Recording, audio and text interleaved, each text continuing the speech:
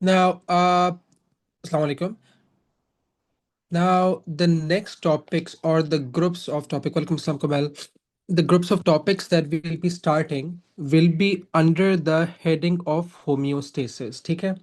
हमारे syllabus में chapters अलग-अलग हैं. We are going to understand, we're going to study them under the same heading. So it's very important that you realize this first. So when we will be starting off with homeostasis, homeostasis में सबसे पहली चीज जो हम लोग पढ़ेंगे, that's going to be thermoregulation, the control of the body temperature. Once we are done with temperature control, फिर हम बात करेंगे किसके बारे में? Then we're going to talk about osmoregulation. Osmoregulation क्या होती है? It's the regulation of the water potential of blood. उसके अंदर हमारे पास excretion और urinary system आ जाएगा. Once we'll be done with the temperature control, osmoregulation, फिर हम लोग बात करेंगे, then we're going to talk about the mammalian hormones. ठीक है? So all of this we're going to do in a single topic that we call as homeostasis. इससे हमारे पास understanding थोड़ी better हो जाएगी rather than doing these chapters scatter करके. ठीक है? So the new topic that we have is what we call as homeostasis. अच्छा, stasis का मतलब क्या होता है? रुका हुआ, राइट? स्टेसिस से एक और वर्ड निकलता है स्टैटिक. स्टैटिक आल्सो मींस रुका हुआ. हम लोग स्टैटिक इक्विलिब्रियम पढ़ते हैं, हम लोग स्टैटिक इलेक्ट्रिसिटी पढ़ते हैं. सो excuse me, so whenever we talk about homeostasis होता क्या है? This is the very first thing that we need to know. So whenever we talk about homeostasis is basically maintenance, right? Because the word homeo or the word homo refers to same. It basically means same. ठीक है? So अब हमारे पास inside our body we have a particular environment. What do I mean when I say I have a particular environment in my body? There are certain set conditions. For example, external temperature कुछ भी हो, मेरा internal body temperature 37.5 ही रहता है. बाहर, let's say I take a dive in a pool of water जिसका pH let's say 7 है, या उसमें हम लोगों ने क्लोरीन डाला हुआ है, तो slightly acidic हो गया, 6.9 हो गया, मेरे blood का pH 7.4 ही रहेगा. It's going to remain constant. I have a particular concentration of glucose in my blood. I have a particular water potential in my blood. I have a particular concentration of calcium ions, potassium ions, sodium ions. ये सारी conditions same रहती हैं एक हद तक. They don't change or they don't show wide changes. कहने का मकसद क्या हुआ? लेट्स से अगर हम टेम्परेचर के बारे में बात करें, मेरा जो बॉडी का टेम्परेचर है वो 37.5 है. क्या वो 38 हो सकता है? हो सकता है. क्या वो 36 हो सकता है? लेट्स से हो सकता है. ठीक है. लेकिन क्या मेरा internal temperature of the body can it go as high as 42? नहीं, we would die. Can it go as low as 35? Again नहीं, again we are going to die. तो हमारी बॉडी के अंदर कुछ कंडीशन सेट हुई हुई है which can change, but there's a very small range to which they can fluctuate. This is what we call as homeostasis, right?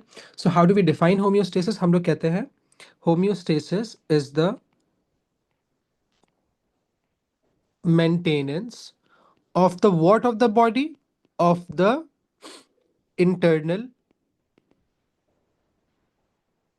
environment of the body, right? कि हम लोग इंटरनल environment को तकरीबन same ही रख रहे हैं, उसको मेंटेन कर रहे हैं. कैसे? विद इन कौन सी वाली रेंजेस?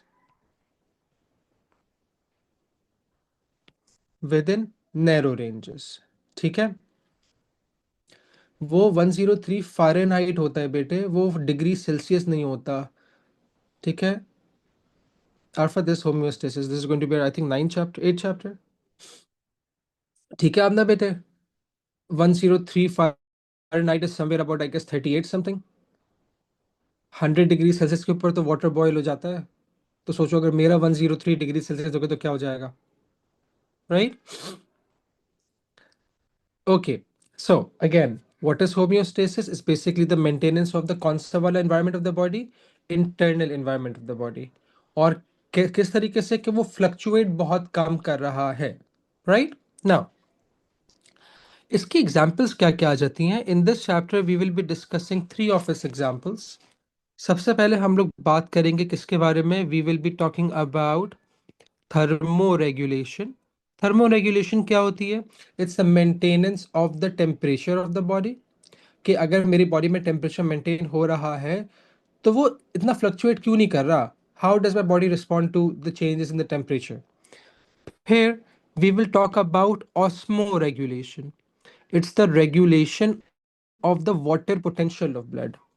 फिर तीसरी बात हम लोग करेंगे किसके बारे में? We'll be talking about glucoregulation.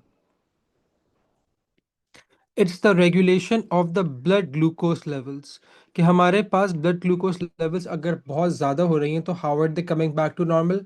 अगर कम हो रही हैं तो how are they coming back to normal, right? I'm pretty sure most of you are aware insulin glucagon ही काम करवाते हैं. अब again we can talk about all three of these processes in detail. ठीक है? Before we talk about any of this, हमें दो तीन concept समझने हैं. और उसको पहले पहले वो समझते हैं, then we'll move ahead. So now, the very first thing that we need to know about are three definitions, जिसको जब हम लोग nervous system पढ़ेंगे तो दोबारा recall करेंगे. The very first definition that we'll talk about is that of the stimulus. Right? What's a stimulus? Stimulus क्या होता है? How do we define a stimulus? Any idea? Stimulus is basically a change. It's not the response. Amna, it's a change that leads to a response. Very good, Arfa. Very good. Very good. ठीक है? Stimuli is the plural of stimulus. Very good, Tanisha. Khair. What's a stimulus? Stimulus is a change. लेकिन वो change कहाँ से आ रहा है? Is it occurring outside the body? Is it occurring inside the body? It can be any change. तो हम कहते हैं नहीं नहीं, that change is not coming from the brain मेरा बेटा. हमने कहा कि what's a stimulus? It's any internal or external change that is received by the body. ठीक है? अब let me give an example. Let me give an example. Somebody shines a very bright light into my eyes. So what am I going to do? I'm going to respond to it. How am I going to respond to it? By closing them, right? I'm very tightly going to shut my eyes. So वो जो that bright light that got into my eyes, वो हमारे पास क्या था? वो एक external stimulus था. I hear a very loud, और again तुम लोग मुझे सुन रहे हो, तुम लोग मुझे देख रहे हो. These changes, these are external changes, right? ये भी एक stimulus example है. लेकिन लेकिन लेकिन what if you drink a lot of water and then that water is absorbed into the bloodstream? तो ब्लड में जो सॉल्यूट्स थे उनसे ज्यादा वाटर हो जाएगा, तो ब्लड का वाटर पोटेंशियल क्या हो जाएगा? इंक्रीज होना शुरू हो जाएगा. Let's say one day you guys had to treat me, and one of you gets me a chocolate cake, one of you gets me a cookie, the other one gets me a frap, and me being the greedy self that I am, मैं सब कुछ खा जाऊँ एक साथ. मेरा blood glucose levels एकदम से स्काई रॉकेट करेंगे, राइट? 250 अबव. तो ये जो मेरे ब्लड के अंदर जो ग्लूकोज लेवल्स इंक्रीज कर रहे हैं, can they be detected? Yes they can. तो वो increase in blood glucose levels भी क्या हुआ? एक चेंज था ना. वो हमारे पास क्या हो जाएगा? वो हमारे पास स्टिमुलस हो जाएगा. ठीक है? At the end of the class I tell you, मीठा खाने से डायबिटीज नहीं होता. At the when you talk about glucoregulation ना, तो उसके अंदर बात करेंगे. खैर, तो what base so what happens is, body की अंदर कोई कंडीशन अगर चेंज हो या बॉडी के बाहर कोई कंडीशन चेंज हो जो कि बॉडी रिसीव कर सकती हो, वो हमारे पास क्या होता है? That's a stimulus. ऑलराइट.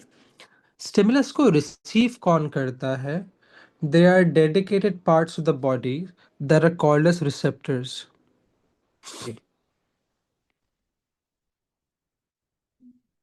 ठीक है। So what are receptors? These are parts of the body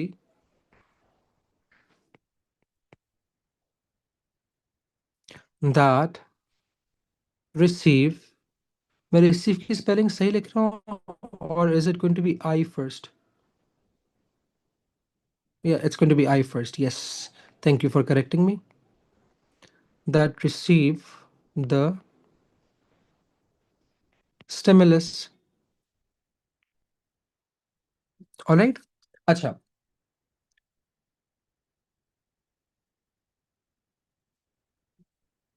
Because Arfa, if there are fluctuations in the water potential in my body, mera beta, welcome Slam Sam, so it could affect my cells. Ji Sam beta. Is it going to cause my cells to burst? Is if the blood or the plasma becomes hypotonic, will the cells inside of them burst? Or if it becomes hypertonic, any change that can be received internally or externally beta is a stimulus. ठीक है? अच्छा. So, देखो, this word receptor is taken from reception. Whenever we go to a new place, the very first place that we go to is the reception, right? Urdu में इस्तकबालिया भी कहते हैं उसे. So, some dedicated people are there to receive us, to guide us on what we're supposed to do, where we are supposed to go, right? So that's where the word receptors come from. They come from the word reception. अच्छा, फिर हमारी body के अंदर वो parts भी होते हैं जो उस चेंज से को रिस्पॉन्ड करते हैं, एंड दे आर इफेक्टर्स. ठीक है. So what are effectors? These are parts of the body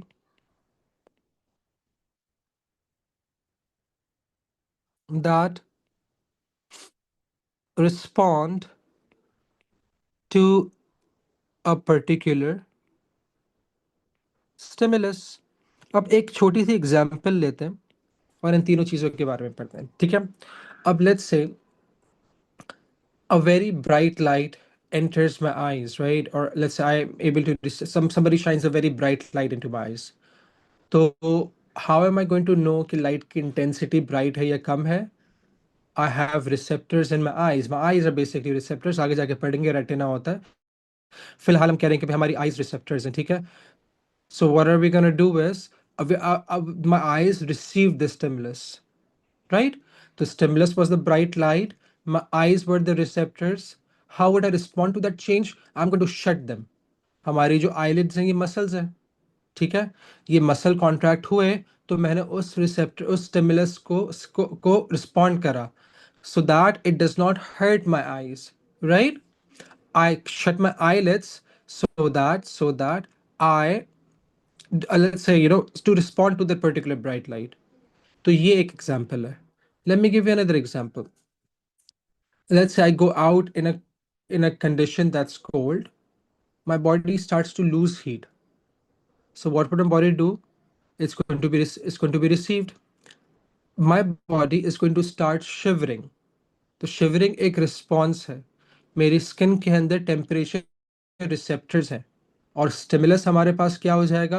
a decrease in the body temperature. Alright. अब ये जो मेरा पूरा होम्योस्टेटिक कंट्रोल है, ये मेरी बॉडी का पार्ट कौन सा वाला पार्ट कंट्रोल करता है? Whatever the homeostatic mechanisms are going in my body.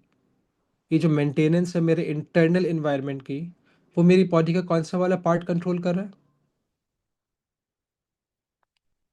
कुछ बच्चों बहुत कम इस्तेमाल करते हैं. Very good. Brain. Right, brain. Very good सारा. ब्रेन के अंदर भी एक तनिष वाइस टम खैर. ओके. ओह दैट्स नाइस मुझे. सो नाउ ब्रेन के अंदर भी एक छोटा सा पार्ट होता है. It's a part of the brain, right? For example अगर मैं कहूँ fingers are a part of my hand, the thumb is a part of the hand, the palm is the part of the hand. तो इसी तरीके से brain के भी अलग अलग पार्ट्स होते हैं. तो ब्रेन का एक छोटा सा पार्ट होता है which is responsible for the homeostatic mechanism, and that is what we call as hypothalamus.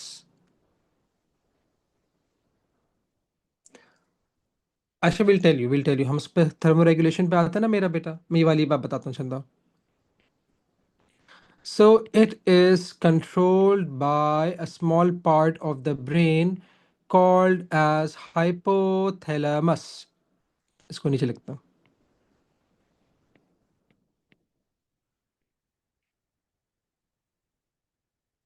ठीक है।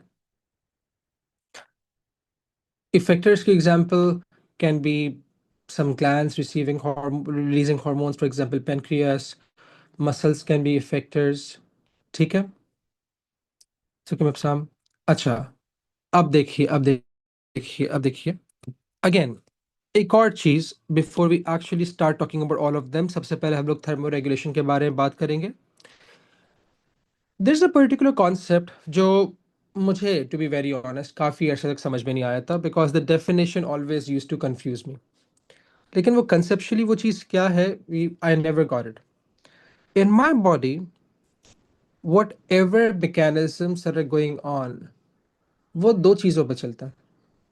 Either they are they work on a negative feedback mechanism, or either they work on a positive feedback mechanism। ठीक है। अब I know कि तुम लोगों को नहीं पता कि भाई नेगेटिव फीडबैक क्या है, पॉजिटिव फीडबैक क्या है। And again I am not concern about कि तुम लोगों को पता ही नहीं पता, we gonna tell you that anyway. मुझे एक छोटी सी बात ये बताओ कि what do you think whenever you would hear the word negative feedback या positive feedback, so what do you guys think, दिमाग में क्या आता है कि अच्छा नेगेटिव फीडबैक का मतलब ये हो सकता है, पॉजिटिव फीडबैक का मतलब ये हो सकता है। Battery. Okay. Negative feedback is very easy मिप्साम, बुरा बोलना। ओके, और मिप्साम कह रहे हैं सर स्टॉप करने का signal. isn't pain a stimulus, Pfizer?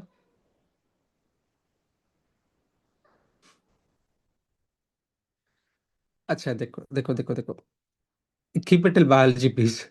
something going against the value, okay।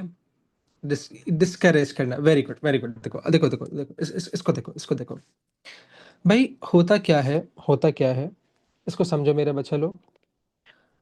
अगर emotions are caused by stimulus, Abhiyan, emotions are caused by stimulus, ठीक है। नहीं नहीं, आमना, ये तो डायरेक्ट डेथ पे पहुंच गई लड़की। Aamna is like jumping from relatives to death. It's okay Aamna, it's okay, we are there for you, if you need any help you can always we will have a group call, don't worry. खैर, come back here. So let's take an example. मैंने कहा कि ना अगर मेरी body के अंदर एक कोई प्रोसेस शुरू हो गया हो, ज़रा, how, that's the question. If the body is working against a change, that how is it doing that, इसको देखो, इसको समझो। Let's say a person undergoes, he has an injury, for example, a person was swimming or and एक shark आई उसकी काफ के ऊपर bite कर लिया। now the person keeps on bleeding, right? when the person is going to bleed, जो loss of blood होगा वो हमारे पास क्या होगा, स्टिमुलस होगा। If the person would keep on losing blood, उसकी बॉडी के अंदर जो ऑक्सीजन ट्रांसपोर्ट होगी वो क्या होती रहेगी, वो कम होती रहेगी। We have certain receptors in our body जो देख रहे होते हैं कि भाई हमारे पास पार्ट्स ऑफ द टिश्यू को एडिक्वेट ऑक्सीजन पहुंच रही है, क्या जितने भी CO2 प्रोड्यूस हो रहा है वो सही तरीके से रिमूव हो रही है। and we know that blood transports both oxygen and carbon dioxide. So if the person is bleeding, if the person is bleeding and if the person is losing blood, this would be detected by the body। तो ये जो loss of blood है, इसको किसने detect करा, this was detected by the chemo receptors, वो receptors जो chemical changes देखते हैं। इन रिसेप्टर्स ने हार्ट को स्टिमुलेट करा कि यार बॉडी के ऑर्गन्स तक ब्लड सही तरीके से नहीं पहुंच रहा, ऑक्सीजन सही तरीके से नहीं पहुंच रही, एक काम करो, अपनी जो हार्ट बीट है ना वो इंक्रीज कर दो। तो मेरा जो हार्ट है वो क्या हो गया, मेरा effective. Do you see the relation between the stimulus receptor and the effector? इतनी बात समझ में आ रही है मेरे बच्चों? कैन यू आइडेंटिफाई इसके अंदर हमारे पास स्टिमुलस क्या है, रिसेप्टर क्या है और इफेक्टर क्या है? Good good. अच्छा, अब होगा क्या? अब the person is already bleeding, right? उसके अंदर इंजरी हुई हुई है। अब जब हार्ट और तेजी से पंप करना शुरू करेगा, the person will undergo more bleeding. उसको तो और ब्लीडिंग शुरू हो जाएगी, और ब्लीडिंग शुरू होगी, वो और लॉस ऑफ ब्लड होगा। This would be directed by this receptors के साथ, this person is losing even more blood. Heart beat और तेज तेज हो जाएगी, जिसकी वजह से ब्लीडिंग और तेज हो जाएगी। That's one of the reasons why whenever you person has or is losing a lot of blood, we try to apply pressure on it. ठीक है, बिल्कुल Arfa, you can say that. तो कहने का मकसद क्या हुआ? एक एक्शन हो रहा था, इस एक्शन की वजह से, एक जो पहले से एक्शन हो रहा था, because of the receptors and the effectors, अब वो और तेजी से हो रहा है। This is what we call as कौन सा वाला फीडबैक? Positive feedback. कि पहले से अगर मेरी बॉडी के अंदर कोई चीज हो रही है ना, अब वो और तेजी से होगी। ठीक है। नेगेटिव फीडबैक में क्या होता है? If a particular process is already occurring in my body because of a stimulus, वो वाला प्रोसेस अब बंद हो जाएगा। उसके ऊपर एक ऑपोजिट, उसके ऊपर एक नेगेटिव इफेक्ट आएगा। This is what we call as, this is क्या? तो देखो, नहीं, मेरे पास ब्लीडिंग पहले से हो रही थी ना लाइबा, इसको देखो, ब्लीडिंग पहले से, bleeding was because of a shark bite, right? ऐसा ही है लाइबा। ब्लीडिंग की वजह से हार्ट बीट और क्या हो गई? इंक्रीज हो गई। हार्ट रेट इंक्रीज होने की वजह से ब्लीडिंग कम हुई या ज्यादा हो गई? और बढ़ गई। तो ये पॉजिटिव फीडबैक है। अगर अगर हार्ट रेट इंक्रीज होने की वजह से ब्लीडिंग और कम हो जाती ना बेटे, तो वो क्या होता? वो नेगेटिव फीडबैक इफेक्ट होता। भाई, I was able, the person was able to swim ना, the person was an Olympic swimmer. अच्छा, ठीक है, ओके। अब देखो, अब देखो, अब इस चीज को देखो, अब इस चीज को देखो। Let's say, let's say I was outside on a very sunny day. ठीक है। हमेशा नहीं बीबी, आम ना, हमेशा पॉजिटिव फीडबैक नुकसानदेह नहीं होता, in most cases yet, but हमेशा नहीं होता। Yes, exactly exactly. अच्छा अच्छा, अब इसको यहाँ देखो, अब या ब्लड लॉस खत्म हो जाना, क्लॉटिंग मैकेनिज्म की शुरू होने की वजह से ब्लीडिंग कम हो जाएगी मिनाहिल। वो क्या हो जाएगा? वो नेगेटिव फीडबैक हो जाएगा। अब इसको इस तरीके से समझो, इसको इस तरीके से समझो। So I was out in the sun, मेरी बॉडी के अंदर एक, बिकॉज ऑफ द हीट और the external temperatures being high, मेरी बॉडी के अंदर एक प्रोसेस हो रहा था, which was sweating. Right, I was sweating very profusely. Right, sweating मेरी बॉडी में ऑलरेडी हो रही है ना। What I did was I went in the house, I went in the house, और घर के अंदर एक एयर कंडीशनर 16 डिग्री सेल्सियस के ऊपर चल रहा था। तो बाहर, क्योंकि टेम्परेचर ज्यादा था, एक प्रोसेस शुरू हो गया था which was sweating. But when I am going to go inside the house, यहाँ तो टेम्परेचर 16 डिग्री सेल्सियस है, यहाँ तो टेम्परेचर कम है, यहाँ तो कंडीशंस क्या है? कोल्ड है। So will this cold condition, or will this external cold temperature, will this be what we call as a stimulus? Can I receive external temperatures? क्या मुझे पता चल सकता है कि बाहर का टेम्परेचर ठंडा या गर्म है? This is going to be the stimulus, right? इस ठंड की वजह से मेरी बॉडी में इफेक्ट क्या प्रोड्यूस होगा? शिवरिंग शुरू हो जाएगी। अगर हम लोग एक प्रोसेस के देखें, शिवरिंग शुरू हो जाएगी। लेकिन शिवरिंग शुरू होने से पहले क्या स्वेटिंग बंद हो जाएगी? Or would I be sweating and shivering at the same time? I would first stop sweating. बात समझ में आ रही है? मैं पहले स्वेट करना बंद करूंगा, फिर मैं शिवर करूंगा। Do you get this? So this stimulus caused a particular process that was already occurring in a body which was sweating to decrease. This is what we call as the negative feedback. हाँ exactly exactly. वही वाली बात ना कि देखो sweating will stop, और जब body का टेम्परेचर और कम हो जाएगा उसके रिस्पॉन्स के अंदर बॉडी शिवर करना शुरू कर देगी, राइट? अब देखो कहने का मकसद क्या है, ये किस तरीके से चल रहा है, ये किस तरीके से चल रहा है। नेगेटिव फीडबैक का बेसिक मतलब ये होता है कि अगर हमारी बॉडी के अंदर कोई भी चेंज आता है, अगर हमारी बॉडी के अंदर कोई भी चेंज आता है, मेरे इफेक्टर्स इस तरीके से एक्ट करते हैं कि वो चेंज खत्म हो जाए। Let me give an example. Before I give you that example, मुझे एक छोटी सी बात ही बताओ।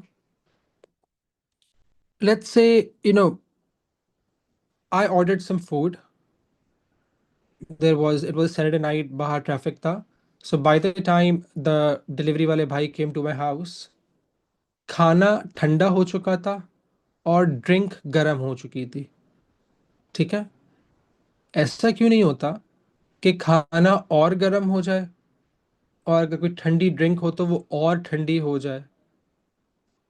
Why does that not happen? खाना क्यों ठंडा होता है और ड्रिंक ही क्यों गर्म होती है, if it's a cold drink by the way? Very देखो, because like everything else heat also goes from where it's high towards where it's low. Very good, Mipsam.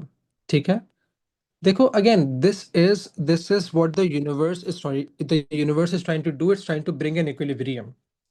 मेरे पास पार्टिकल्स हाई कंसंट्रेशन के अंदर होंगे, वो किधर जाना शुरू कर देंगे, लो कंसंट्रेशन में, तक वो इक्वल नहीं हो जाते। मेरे पास प्रेशर है, लेट्स से भाई I have cans, aerosol cans, right, they pressurized cans, उनके अंदर एटमॉस्फेयर से प्रेशर ज़्यादा होता है। हमारा जो गाड़ी के टायर्स होते हैं उनके अंदर एटमॉस्फेयर से प्रेशर ज़्यादा होता है। If I'm going to press the nozzle on the aerosol can, the liquid is going to come out, वो अंदर नहीं जाएगा, because it's going to move from a region of high pressure to low pressure. Tyre के अंदर ज़्यादा हवा है तो उसके अंदर एयर बाहर निकलेगी, उसके अंदर नहीं जाएगी। Similarly, the heat also moves from where it's high towards where it's low. My food had a higher temperature than the atmosphere, so it lost the heat. The drink had a lower temperature than the atmosphere, so it gained the heat. ये वाली बात समझ में आ रही है? नहीं देखो, diffusion is just a movement of particles from high to low. Diffusion के अंदर भी तो इक्विलिब्रियम बन रहा है ना, हीट की डिफ्यूजन नहीं हो रही है।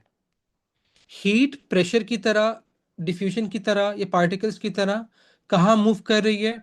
From the where it's point, from the point where it's high towards where it's low. Laiba, Abhiyan, ये वाली बात समझ में आई?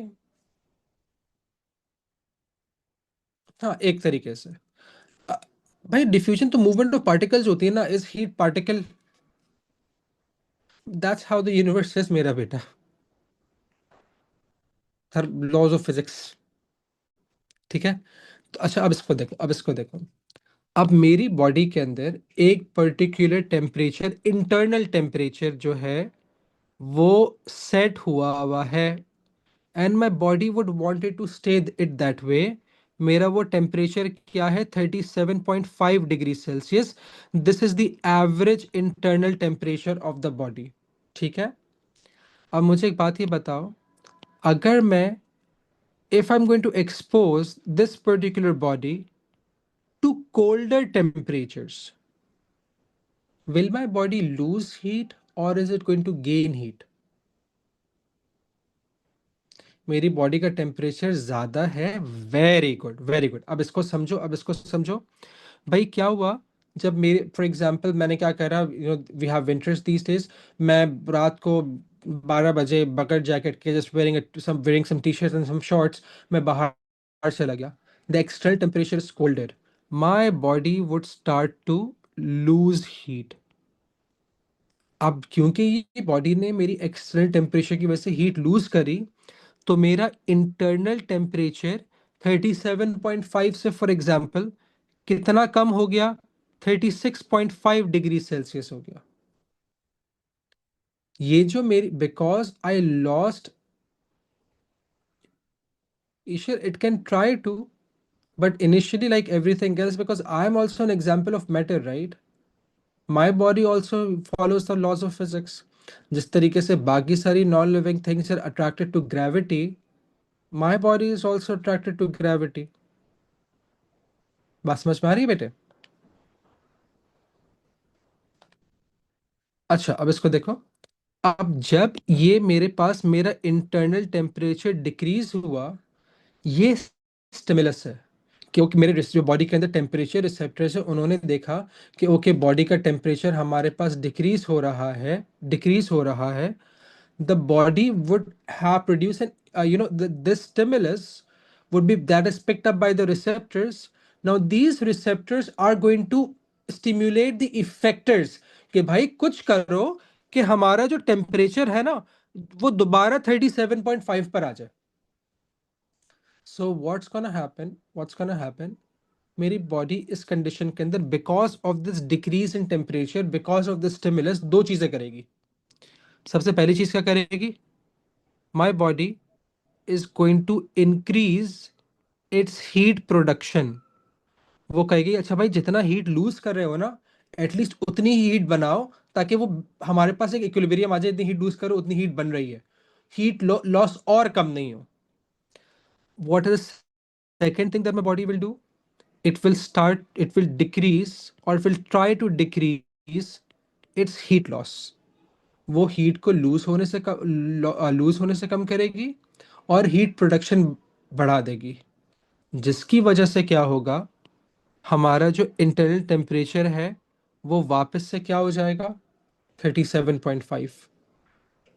बात समझ में आ रही है? बॉडी क्या कर रही थी, हीट लूज कर रही थी ना। ये जो मैकेनिज्म हो रहा है जिसकी वजह से एक फैक्टर, मेरा टेम्परेचर चेंज हो गया, the receptors are then going to stimulate the effectors to minimize this change. अब वो हर कंडीशन पे डिपेंड कर रहा होता है कि भाई वो जो चेंज है वो मिनिमाइज कैसे हो रहा है। ठीक है, अब वो कैसे होगा, alpha will talk about that in a while. ठीक है, पहले हम लोग अभी नेगेटिव फीडबैक समझ रहे हैं। ठीक है, अच्छा सिमिलरली मुझे बताओ, if for example I go out at 12 p.m. in the middle of June, what's going to happen, the external temperatures are going to be very hot। ठीक है, कम, let's say temperature is 45 degrees Celsius पहुंचा हुआ है, the external temperatures are more than the temperatures of my body। What will my body do now? Will it lose heat or will it gain heat? It's going to gain heat। very good, very good। ठीक है, अब जब मेरी body ने heat gain करी, तो मेरा जो इंटरनल कंडीशन थी, इंटरनल टेम्परेचर था, वो दोबारा चेंज हो गया। वो 37.5 से लेट्स से 38.5 डिग्री सेल्सियस हो गया। अब बॉडी कह रही है मुझे ये वाला, बॉडी कह रही है मुझे ये वाला टेम्परेचर तो नहीं चाहिए, मुझे तो वापस 37.5 के ऊपर लेके जाओ। So this increase in the temperature will be received by what? What is going to receive this body temperature, increase in body temperature? The receptors are. Receptors किसको stimulate करेंगे ताकि बॉडी का टेम्परेचर और कम हो जाए? The receptors will stimulate what? Effectors। very good। और effectors एक response produce करेंगे। अब मेरे effectors ने क्या response produce करा? मेरे effectors ने heat production कम कर दी। वो कह रहा है कि भाई ऑलरेडी हीट बाहर से बॉडी एब्जॉर्ब कर रही है, हीट प्रोडक्शन को कम कर दो। और दूसरी चीज किसको इंक्रीज कर दो, हीट लॉस को। अगेन अब वो कैसे होता है, we don't care about that at this point.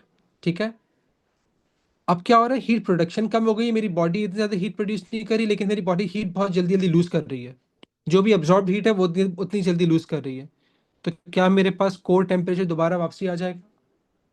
This is negative feedback, कि मेरी बॉडी का इंटरनल टेम्परेचर सेट पॉइंट से इंक्रीज हुआ, मेरी बॉडी ने क्या करा, मेरे इफेक्टर्स ने क्या करा, उसको वापस डिक्रीज कर दिया सेट पॉइंट के ऊपर। This is what we call as negative feedback effect, right? अब इसको देखिएगा, how do we define negative feedback? हमने कहा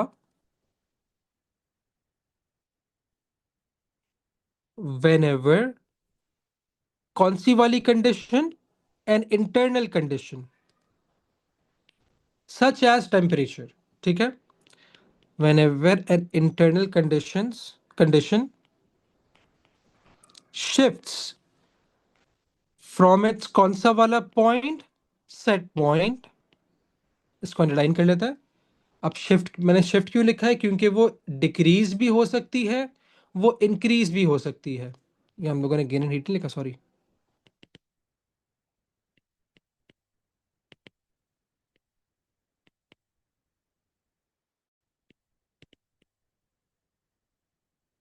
ठीक है, मेरे ब्लड ग्लूकोज लेवल्स कम भी हो सकता है। देखो देखो देखो आमना, आमना मुझे एक बात बताओ। फॉर एग्जांपल मेरी बॉडी के अंदर एक पर्टिकुलर कंसंट्रेशन ऑफ ग्लूकोज है ना, अगर वो ग्लूकोज कम हो जाएगी, is this a change?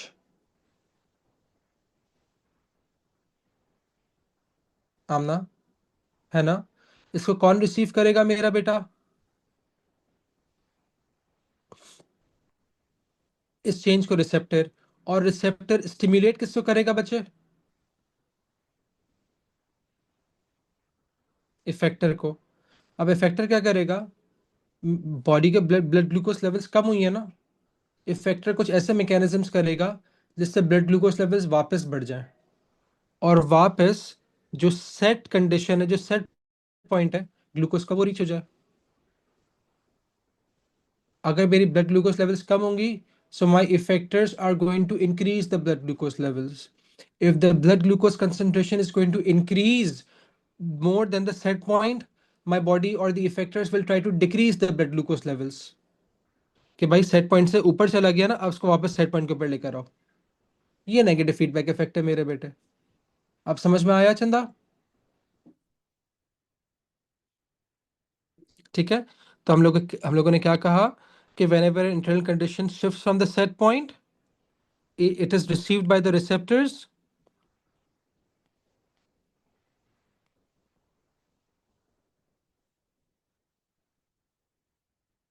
by the receptors which stimulate the effectors, so the changed condition can return back to what? Back to the set point। ठीक है? हम्म, देखो Minahil, not only the temperature, it could be any other condition as well. हाँ exactly exactly। तो फातिमा यही तो हो रहा है ना, इफ आई एम सेइंग, तुमने तुमने बात जो कही वो बिल्कुल ठीक है फातिमा मेरा बेटा। ठीक है, मैंने उसको बस डिफरेंट वर्डिंग्स में लिखा हुआ है कि अगर कोई कंडीशन चेंज होगी तो मेरे इफेक्टर्स क्या करेंगे? उस कंडीशन, उस चेंज को मिनिमाइज करेंगे। मिनिमाइजिंग द चेंज का मतलब क्या हुआ? कि भाई वो भी कंडीशन है, वो सेट पॉइंट के ऊपर वापस आ जाएगी, रिवर्स हो जाएगी। अगर इंक्रीज हुई होगी तो वापस डिक्रीज हो जाएगी, अगर डिक्रीज होगी तो वापस इंक्रीज हो जाएगी। ठीक है, ओके, यहाँ तक किसी को कोई मसला? So this was negative feedback effect. In the next lecture, we're going to talk about thermoregulation.